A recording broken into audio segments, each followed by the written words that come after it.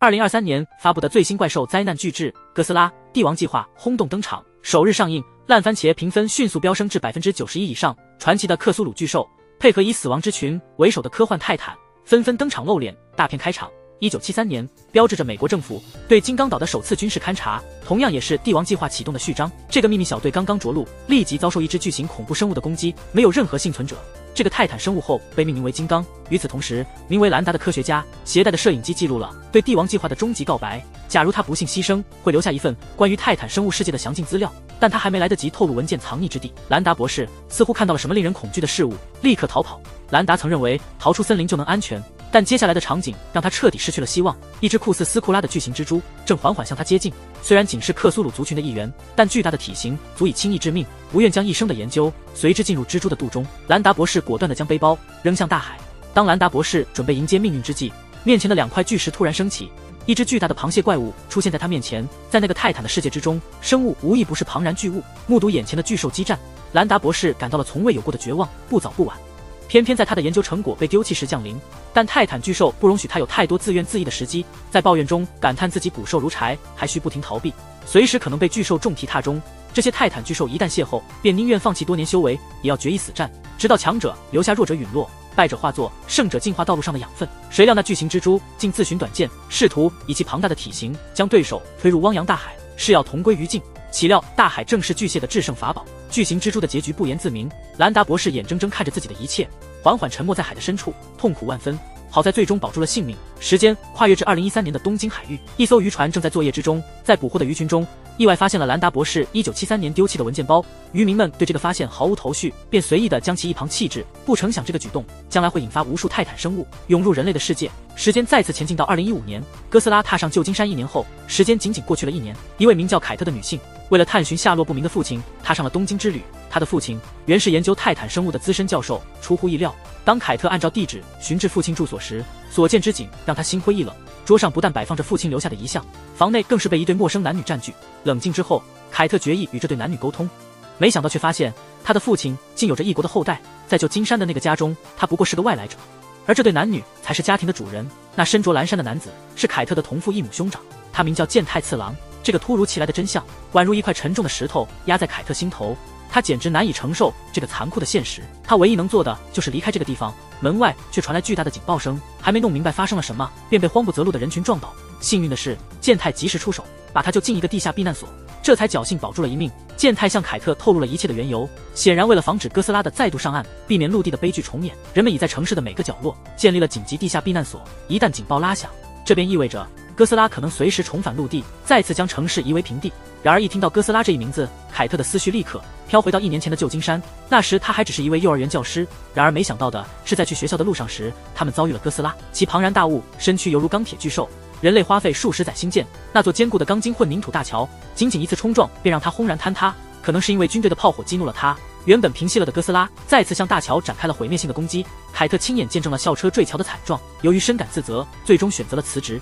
每逢回忆起这段经历，凯特的内心便无法抑制的崩溃。他不顾一切想要冲出那地下的避难所，幸亏被健太的母亲及时抓住。警报声停止后，众人终于返回地面。这次哥斯拉似乎仅在海边周旋，并未对城市的建筑造成破坏。就在凯特即将踏上归途之时，健太突然叫住了他，提出有空共饮一杯茶。他也极为好奇，究竟为何父亲会突然失联？无宁独自奋斗，不如携手揭开真相。健太手中握有父亲办公室的钥匙，凯特深知单凭一己之力难以解开这背后的谜团，于是他决定和健太一起行动。他们迅速来到办公室搜寻线索，并对父亲的真实身份与工作产生了怀疑。凯特回忆说，哥斯拉攻击旧金山之后，父亲很快便离开了他们，登上了一架私人飞机，飞往了未知的地方。尽管存在相关部门的认定，声称飞机遭遇了不幸事故，全体机组和乘客均未幸存，但凯特对这个结论持怀疑态度。他从若干线索敏感地感知到，父亲很可能隐藏着另一个身份，这绝不是一起普通的飞机失事，或许父亲根本就没遭遇空难，而是找到了某个隐秘之所，继续深入研究那些泰坦巨兽。最终凯特的推测并非无依无据，他们在办公室的世界地图背后找到了一个嵌入墙中的保险柜。经过凯特不懈的努力，最终使用全家人的生日作为密码，成功打开了保险柜，但里面并未藏有任何机密文件，只有一个非常普通的包裹。当包裹内容被倾倒出来后，才意识到其内装载着许多资料和陈旧录像带。这个包裹正是兰达博士1973年投入海中的那一个，却不知怎地出现在此地。凯特凝视着包裹上的标记，再次沉浸在往昔的回忆中。他记得在旧金山的大桥上曾见过相同的符号，那似是一支神秘的特种部队，却不清楚他们之间的真正联系。为了追寻更多线索，健太联系了一位黑人女性，果不其然，她是一位顶尖黑客。短短数秒，他便成功解密了录像带内容。不料，正当他们准备观看之际，位于美国的帝王计划组织基地接到了一级泄密警报。他们利用卫星进行定位，迅速确定了他们的位置，并立即部署人员赶赴东京，无论采取何种手段，务必销毁那些资料。而对此毫无所觉的凯特一行人，仍在认真查看那些录像带中的信息。资料中详细记载了上百种泰坦怪兽，每一种都有摧毁现代文明的潜力。更让人震惊的是，资料竟详细标注了每个怪兽的确切位置，不由得让人感叹，兰达博士一生投入的热情实在令人赞叹。但更出乎凯特预料的是，他在一张旧照片上竟看到了自己祖母的身影——三浦惠子。根据父亲所言，他在凯特还很小时，就在一次探险中遭遇不幸，那发生在1952年的菲律宾。当时三浦惠子年轻且才华横溢，在物理学界已小有成就，并为美军所聘。他与名叫肖尔的军官一同被派往菲律宾调查一种神秘的放射性铜元素，但结果显示，这些放射性元素并非由核试验引起。更令人不解的是，这些元素似乎在不断移动。在调查进入死胡同时，偶遇了年轻的兰达博士，三人由于目标相同，便临时组成了特遣队。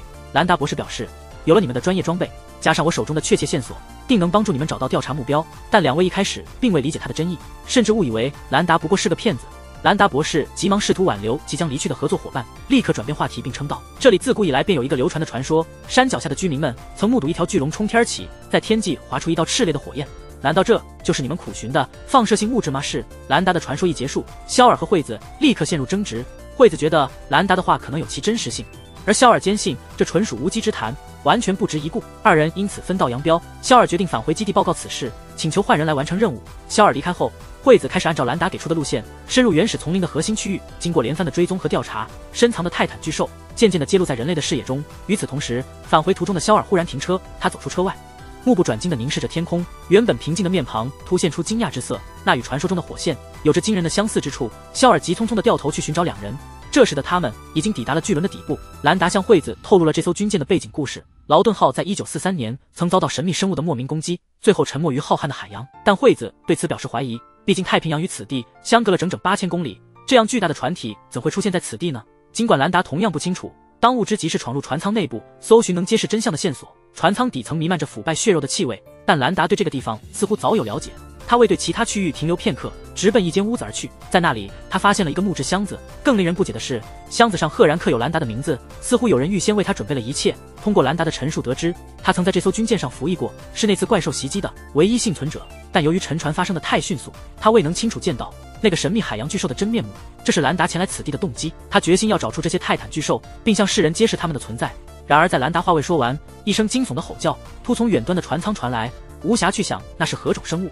二人急忙向出口方向逃去，但当他们抵达刚才通过的走廊，却见到不知何时四处都是奇异生物的粘液。为求安全，他们不得不另寻新路。还没找到出口，那吼叫声再次响起，仿佛察觉到了人类的存在。怪物开始向他们发起攻击。兰达不幸被坠落的钢梁击中，与此同时，一只巨大的深海爪牙不停地试图把他揪起。在这紧急关头，肖尔凭借声音找到了他们，但他的出现看起来似乎再次惹怒了那只怪物。幸亏肖尔反应敏捷，侥幸躲过一劫。利用这段暂时的安宁，他们迅速移开压在兰达身上的梁木，最终成功逃脱。幸运的是，帝王组织找到了健太，并且一见面就要求归还文件，否则威胁要消除所有知情者。出于对孩子的母爱，健太的母亲将一张重要照片交给了他，并用眼神示意健太找准时机立即逃跑。在母亲的掩护之下，健太假装他要进屋去取资料，实际上是通过窗户逃离了。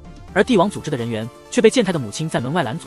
当他们意识到情况不妙时，健太已经消失得无影无踪，并最终在街头与凯特和黑妹会合。出乎意料的是，那张照片竟展示了年轻的肖尔。经过一番讨论，他们决定持兰达留下的文件去寻找年老的肖尔。健太一旦表明了自己的身份，肖尔感到非常吃惊。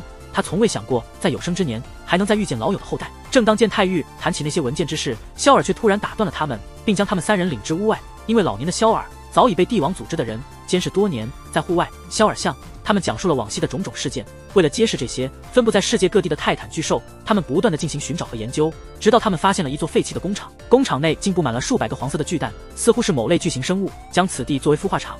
为了记录和研究这些神秘的起源，兰达与惠子决定下去收集样本，以便进行研究。但身为军人的肖尔认为，这样的做法是完全不同的，是鲁莽的行动，可能会引发无法预计的麻烦。更不用说，他们所面对的是远远超出常规认知的泰坦巨兽。可是个人的力量最终还是无法抵挡住两人的口舌攻击。但考虑到安全因素，肖尔决定亲自下去保护惠子，取代兰达。尽管此时兰达和惠子已经成为情侣，但鉴于可能随时出现的危险，他们也只得认同。两人迅速利用绳索下到了洞底。当惠子近距离观察那些蛋，他发现蛋中的生物貌似是一种未曾见过的昆虫种类。但在他准备取样时，肖尔的脚下地面突然裂开了一道明显的裂缝，伴随着强烈的震动，所有未知生物开始活动。随着蛋壳的破碎，一只巨大的虫子瞬间破壳，好像感应到了食物的气息。这些从未尝过肉食的大虫子开始纷纷涌出。幸运的是，惠子和肖尔及时抓住绳索，开始向上爬升。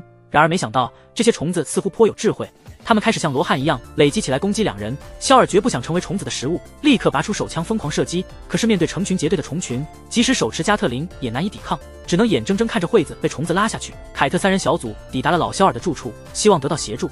他们没想到，帝王组织连老年人都不放过，居然布置了数百个监控摄像头。三人小组得到了重要信息，便打算立即离开这个是非之地，却被肖尔拒绝。毕竟作为故人后代的凯特，肖尔也想帮助他寻找父亲，贡献一点薄弱的力量，同时也暗示凯特的父亲消失很可能与帝王组织的成员有直接联系。为了更加确信，肖尔用手中的剪刀摘除了自己脚腕上的定位器，随即将其抛入河流。摘掉定位器之后，他们只剩下60秒来迅速撤退。军方计划在太平洋西部的比基尼环礁进行一场核爆炸测试，并邀请了3人前往观察。这里也是海绵宝宝的故乡。令3人意想不到的是，军方提供的是一枚小型氢弹，而非他们要求的铀材料。这个结果无需多想就能猜到，更别提3人是否为了骗取核材料而编造这个故事。纵然这一切是真，若这怪兽真能吸收核能，那么那些铀便只会成为它进化道路上的养分。面对不可知的风险，不如果敢一试，直接利用氢弹产生的极高温度把它焚化为灰烬。但这决定与3人的初衷相悖，他们本意仅是想探究这些怪兽的源头，并寻找与之和平共存的方式，而军方的做法却无疑是提前触发了这些潜在的威胁。尽管肖尔依靠他的口才对将军进行了一番激烈的抨击，但面对最高军官的权威，肖尔也只能是口头发泄。就此，3人只得默默随大流，在等候怪兽现身。等待了数小时后，大海仍旧波澜不惊，将军开始怀疑这一切真假之间犹豫不决。监测海底的声纳员忽然接收到异常能量信号，随即众人目睹海洋中心凸起一座小岛，吸引核能而至的哥斯拉现身了。他那近100米的身躯伴随着震耳欲聋的吼声，让每个人都心惊胆战。当开始倒数计时，这只哥斯拉似将迎来进化。三浦惠子尝试前去阻止，却被肖尔紧紧抱住。倒计时终结之际，氢弹在哥斯拉面前引爆。自那时起，军方坚信怪兽已被扼杀于摇篮之中，直至哥斯拉再度现身人们眼前，体型比之前更为庞大。这证明了核弹无法将其摧毁，只促其提前进化。肖尔回忆完毕后，人们已抵达韩国的某个港口。按照肖尔的话，通往美国的最安全路径就在此。这里还有位老友，或许能提供援手。出乎意料的是，他们刚一踏上岸，便即被当作嫌疑人抓起。肖尔欲辩论，未料被其中一人猛击一拳，真是一个漂亮的逆转。出人意料的是，这个叛变者竟是肖尔口中的那位老友斗浩。在他的协助下，他们顺利找到了一架私人飞机，毫无障碍地抵达了美国阿拉斯加。这里是凯特父亲失联前最后已知的所在地。他们在此地行走了半日，终于寻得凯特父亲乘坐的飞机。面对遍地的飞机残骸，大家心里隐隐做好了最坏的准备。但当他们踏进驾驶舱一探究竟时，惊讶地发现只有驾驶员的尸骸，机上其他乘客竟然音讯全无。于是他们开始在附近搜寻，并最终发现了一顶隐蔽在山脚下的帐篷，这让他们的希望重新被点燃。然而帐篷内却无人，但地图上的标记透露了一线生机，显示凯特的父亲可能仍然生存，只是去向成谜。众人讨论着接下来的方案时，外头的斗号却有所发现，飞机的残骸并非简单坠毁，更像是遭遇了某种生物的袭击，导致机体解体。斗号凭借老兵的直觉，急促地呼喊着大家迅速撤离，他自己则去启动备用飞机。就在这危急关头，一只巨兽突破雪地而出，阻挡了逃生之路。凯特一行人为找寻失踪的父亲，踏上了这片雪域，却意外遭遇了巨大的雪怪。斗浩这位老友当场命丧黄泉。就在雪怪转身向4人发起攻击时，健太在慌乱中稳健地射出了一发信号弹，并且成功地转移了巨兽的注意力。抓住这个机会，他们急忙藏身于一处冰洞中以躲避雪怪。同一时间，在美国西部的犹他州，帝王组织的第47号潜哨基地驻扎在此，该基地负责监测及收集所有怪兽活动的信息。基地的守护者是一位名叫巴恩斯的女士，她偶然间发现基地里的一台陈旧仪器在持续作响。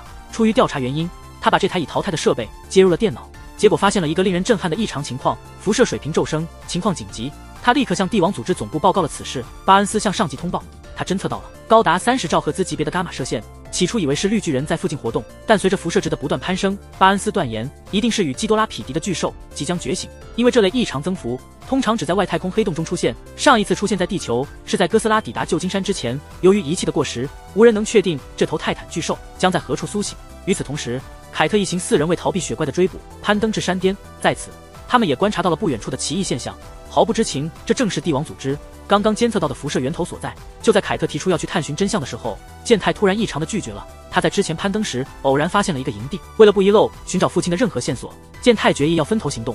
分别之际，肖尔严肃地对健太叮咛，无论谁先遇到外人，都应立即寻求帮助，并迅速与另一伙人会合，因为他们此刻已经迷失方向，若无外界援助，他们肯定无法自行离开这片雪山。于是他们分成2队，各自采取行动。但不久之后，凯特的3人小队意外地回到了之前遭遇雪怪袭击的地方，彻底迷失了方向。为了防止伙伴们失去信心，肖尔便提出迷路可能是由于怪兽引起的磁场变化，他们并不知道自己是受到了辐射影响才会思维混乱。但这个猜想已无暇深究，因为此时黑妹已被严寒侵袭，若不尽快找到取暖的火源，生命将受到威胁。3人别无选择，只得返回凯特父亲留下的帐篷稍作休息。而当他们刚想喘息片刻时，一声震天动地的巨响在不远处响起。肖尔察觉到情况不妙，赶紧带领凯特和黑妹冲出帐篷。显然那只雪怪似乎将他们视为猎物，不留丝毫喘息的机会。与此同时，帝王组织也在紧张讨论如何应对这只即将觉醒的泰坦巨兽，同时也在预测它是否会如同哥斯拉一般行动，一出现便打算摧毁人类世界。为防止旧金山大桥事件重演，帝王组织迅速派遣了一支精英队伍前往事发地点进行实时监控。与主力队伍分开的健太最终到达了他所发现的那个营地，但营地的主人已经离去多时。尽管如此，健太仍然确信他的父亲肯定曾在此停留。幸运的是，他找到了一部废弃的卫星电话，试图用它联系救援。而对于肖尔来说，情况就复杂多了。他需要先找到方法脱离怪兽的包围，才有可能安全逃生。从雪怪先前对火焰的吞噬行为来看，他似乎对热源有着极度的厌恶，因此肖尔立刻打算用朋友的遗体作为诱饵来吸引雪怪的注意。但就在这关键时刻，一架直升机突然向他们飞来，雪怪也被直升机螺旋桨散发的热量所吸引，露出了身形。肖尔绝不能放过这唯一的救援时机，毅然决然地点燃了火药。一刹那间火光冲天，肖尔真是勇敢无畏。点燃的火药成功地引起了远处雪怪的注意。利用这个机会，凯特和其他人迅速向直升机冲去，但这股热量并不能长时间吸引雪怪。只见他再次激发土壤的力量，向直升机发起攻击。等飞机着陆后，健凯焦急地呼喊着大家撤退。看来他的运气相当好，竟然真的呼叫到了救援。但当他们安全登上直升机之后，眼前的景象令他们难以置信。那斑斓绚丽的外表下隐藏着，仿佛潜藏着前所未有的危险。无暇深思，他们只得返回城市重新计划。出乎意料的是，帝王组织的人已经早早地在那里等待。刚从死亡边缘挣扎回来的他们，仍旧无法逃脱帝王组织的包围。他们的目的很明确，那就是寻找兰达博士留下的文件。文件内含有关键的怪兽资讯以及相应的坐标数据，但他们不知道的是，宝贵的资料早已被糟蹋。那个荒唐的人将其丢弃于海中，显然凯特和肖尔的强大关系起了作用，因此他们只得采取辅助和劝说的方式。帝王组织坚信，身为电脑专家的黑妹必定有备份文件，但黑妹显然了解情况，坦白从宽牢底坐穿，抗拒从严回，决定守口如瓶，保持沉默不语。然而帝王组织似乎已经掌握了一些足以让黑妹沉默的隐私信息，于是帝王组织的高层全体召集开会，对凯特等人的行动进行了激烈的讨论。大胡子提出，既然文件已经丢失，与其关在这里浪费粮食，不如让他们继续外出寻找凯特的父亲，而在关键时刻再出手，只需在基地里等待收获，这不是更好吗？毕竟凯特的父亲在外逃亡这么久，一定掌握了我们所不知的情报。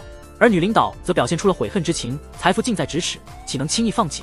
遂举双足表明赞成。对于经历沙场的肖尔老兵，他心中自有计划。于是凯特他们获释了。这时的黑妹可能已经和帝王组织妥协，大胡子因此施展了一手好戏，交替使用棍棒与胡萝卜策略。他们笨拙的表演让3人深信帝王组织已经释放了他们。他们随后返回了旧金山，继续追查凯特父亲的踪迹。自从怪兽哥斯拉现身以来，父亲留下的办公室已变成了军方管控的区域，想要踏入那里几乎不可能。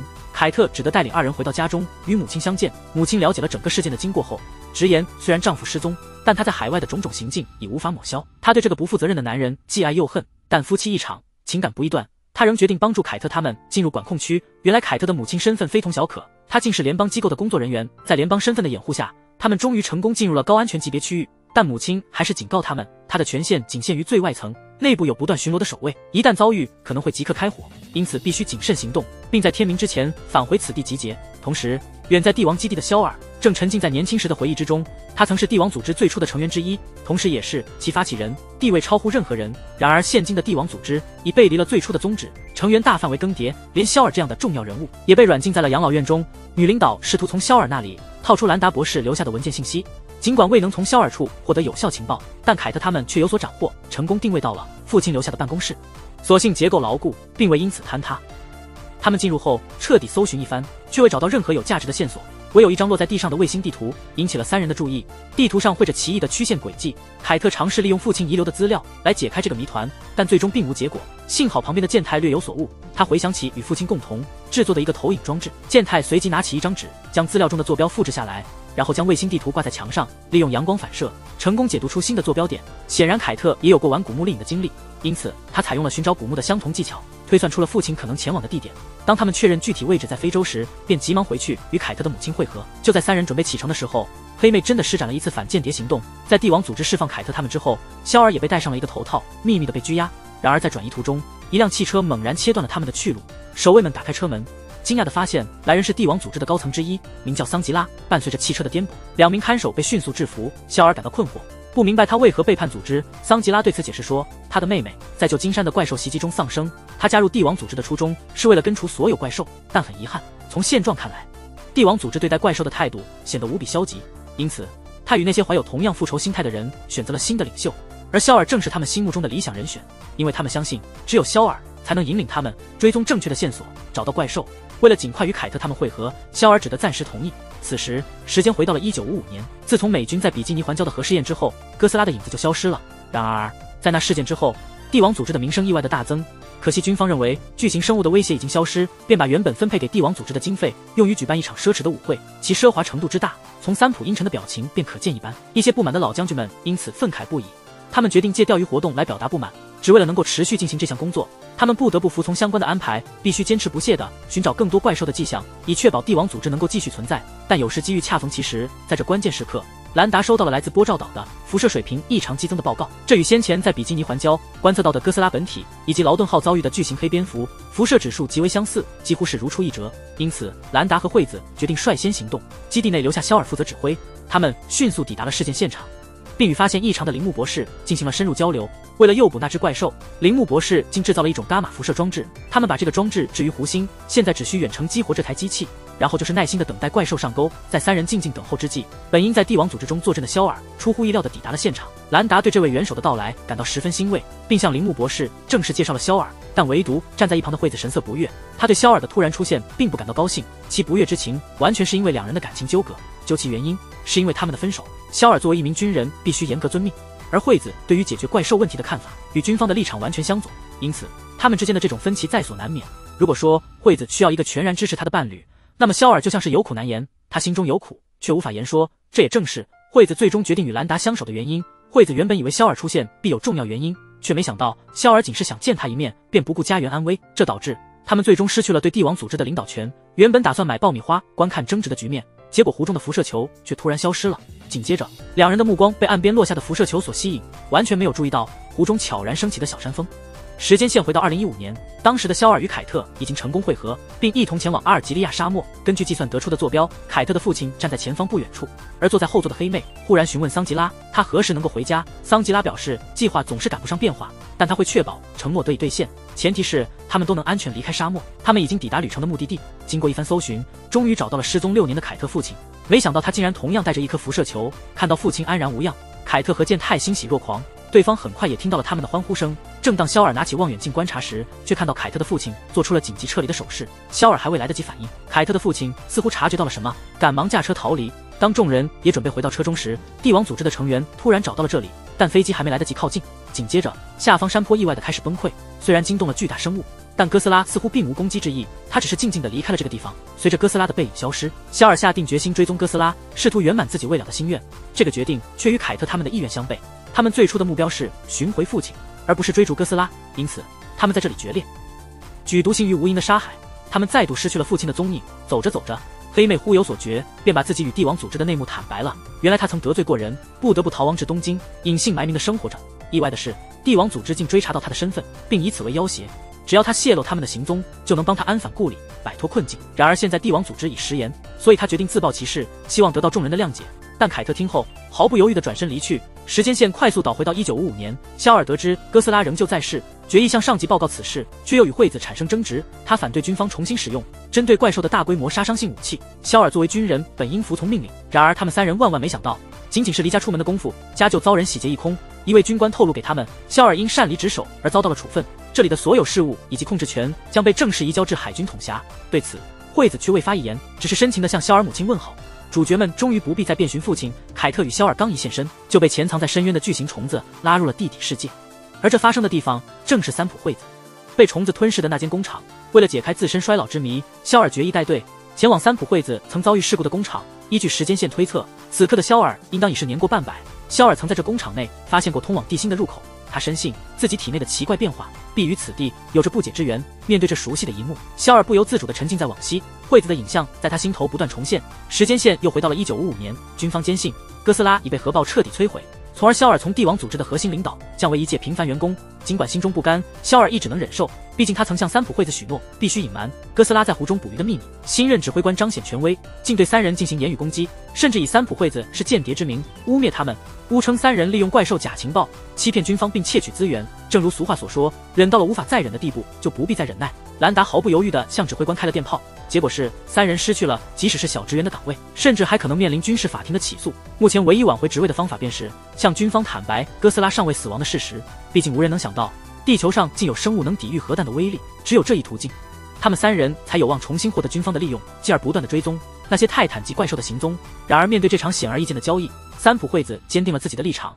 决意与肖尔抗争到底。他相信一旦军方知晓哥斯拉依然存活，定会再次动用核武这种毁灭性极强的兵器来对付哥斯拉，这也违背了帝王组织的初心。他们的目的是研究怪兽，而不是与之开战。面对三浦惠子的坚定立场，肖尔不得不做出妥协，让他们汇总过去2年的所有资料，随后提交给最高指挥官。这样做的目的是为了让对方明白，这些年的资金和资源投入是完全有其价值的。在接下来的日子里，兰达和惠子开始整理这些文件，这也正是2015年帝王组织一直追寻的机密文件。随着时间的推移，兰达与惠子在相处的过程中逐渐萌生了情感，并迅速确立了夫妇关系，这使得刚与惠子结束恋情的肖尔体会到了极其沉重的打击，仿佛遭受了成千上万次的伤害。因此在提交资料时也向军方透露了哥斯拉仍旧存活的情报。而肖尔事先的猜测确实成真，当军方了解到核弹无法消灭哥斯拉之后，决定再次将帝王组织的最高指挥权交回肖尔手中。与此同时，时间线又回到了2015年。自从凯特和帝王组织的成员开始合作以来，他们的行动不再需要悄悄进行，甚至连曾经的机密文件都能随意查阅。凯特在翻阅旧档案时，意外地发现了一份年轻时的肖尔所写的任务报告，报告清晰记载着三浦惠子遭遇不幸的确切地点和时间。大胡子便推测凯特的父亲很可能也曾去过那里，所以他们一行人前往了那座废弃的工厂，手持手电筒，他们小心翼翼地深入探索，没想到竟在此发现了虫卵的残骸，随后在更深的地方发现了一堆空虫壳，尽管里面已经一无所有，仍旧让他们感到了潜在的危险。昆虫脱壳意味着他们已经成长，或许在暗处的某个角落，一只完成蜕变的巨虫正潜伏着。随着他们不断深入，在前方发现了一个深不见底的巨坑。同一时间，大胡子也在周围发现了几颗定时炸弹，但他们还没来得及进行拆除，肖尔率领的反叛小队已经将他们完全包围。幸运的是，他们彼此都是旧识，因此并没有采取直接的实际行动。而肖尔的目标仅仅是要消灭那些异常生物，他特意将凯特请到一旁的房间中，并在此透露了一个连众人都未曾知晓的秘密。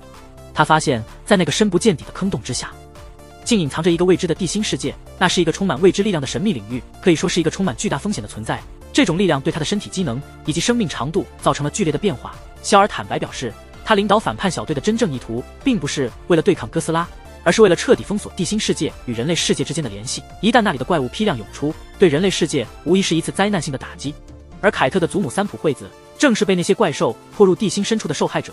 即便时光荏苒，肖尔依然无法忘却那场悲剧。但最让人震惊的是，提出这番设想的正是三浦惠子本人。可能是地心世界的发现使得他的思想产生了转变。当肖尔启动了定时炸药，大家都开始急促地撤离现场。然而在这生死攸关的一刻，黑妹突然出现了失误，凯特尚未来得及施以援手，黑妹已因体力不支坠入深坑。就在这个瞬间，深坑的中心突然钻出了一只庞大的昆虫。在这紧要关头，肖尔试图把凯特拉上安全地带，但最终两人一同坠入了坑中。同时炸弹也在此刻引爆，直接封闭了连接人类世界的地下通道。肖尔与其他人误入了地下世界。这个表面看似美丽的地方，实则危机四伏。许多古老生物在此刻苏醒过来，甚至那位多年未见的三浦惠子竟然依旧健在。为了弄明白这一系列事件的原因，我们需要追溯到1962年的一个实验。在三浦惠子遭遇不幸之后，兰达和肖尔意外地找到了一个通向地心世界的通道。这一发现意外地为帝王计划提供了新生。军方为了掌握地心的神秘力量，便决定派遣肖尔率队深入探索。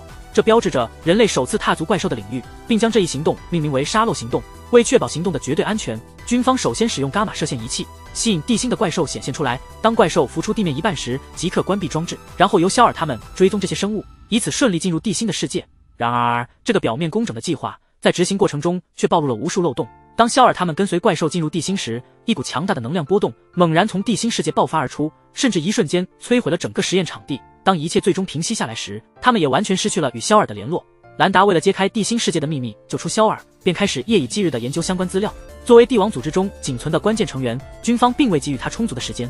在兰达还没想出解救肖尔的方法之前，他就被上级派遣去岛上执行任务了。但20年后，肖尔突然出现在一处秘密基地，即便是研究人员在接近他时，也不得不穿上防护服，因为无人能够相信一个消失了20年的人竟然毫无任何变化。这一切乍看起来不可思议，但在肖尔眼中却有其合理的解释。鉴于他对于时间的理解，对他而言，那次实验仿佛刚刚结束不到1日。换句话说，肖尔所经历的时空仿佛凝固，丝毫未曾改变。肖尔甚至误以为自己遭到了不明势力的绑架，因此当护士前来更换药物之际，他立刻将其制服。正当肖尔不断地喊着兰达的名字时，一个男人慢慢走了过来，并透露给他，兰达已经去世。他甚至叫出了肖尔的名字。原来在确认三浦惠子已经去世后，竟然留下了一个意外的遗产，一个孩子。这个孩子正是凯特的父亲。当年兰达决定收养了这个孤儿，同时肖尔也赠予了他一把玩具刀，正是肖尔目前所见的那把。所有这些让肖尔感到精神上的崩溃，他根本无法领会眼前发生的一切。以求找出答案，肖尔开始追溯记忆，回想在地心世界的所见所闻。他回忆说，他们一旦踏入地心，就在那里发掘了一个完全不同的世界。其中一名队友不幸遇难，他原本希望能先与兰达取得联系，然而就在此刻，一只巨大的生物出没，并向他们发起了攻击，其余的队员纷纷陨落。就在他自己面临死亡之际，一个巨大的能量球体突如其来，将他和那只怪兽一起吞噬。当他再度苏醒时，惊觉自己已回到地面之上。泽琴在得知所有经过后，向肖尔透露，自从你失联以来，你的养父兰达在岛上也发生了追踪怪兽时的意外事故。曾经权势滔天的帝王组织3巨头，现在只剩你一人，怪兽接连不断的出没，可能与你们3人以往的行为密切相关。他劝诫肖尔不要再深入探查这些怪兽的事物，并计划将他安置于一所养老疗养院中。就在那之后，肖尔在这个庄园中度过了他余生的大部分时光。在这里，他目睹了那些怪兽的行径，他相信这一切都与自己有关，并在那一刻决心必须确保这些怪兽永不再踏入人类的世界。此刻，时间线回到了现代，肖尔因一个意外重返地心世界，因为那入口尚未完全封闭，他必须和黑妹一起勇闯雷区，赶往人类的世界。由于凯特尚未被找到，他们只能在雷区穿越后先找到凯特，再一起返回。谁知那时的凯特已面临巨大风险，就在紧要关头，一把羽毛构成的剑突然袭击，对怪兽造成重创，并将其吓走。当凯特转过头来时，他惊讶地发现救星竟是自己的祖母三浦惠子。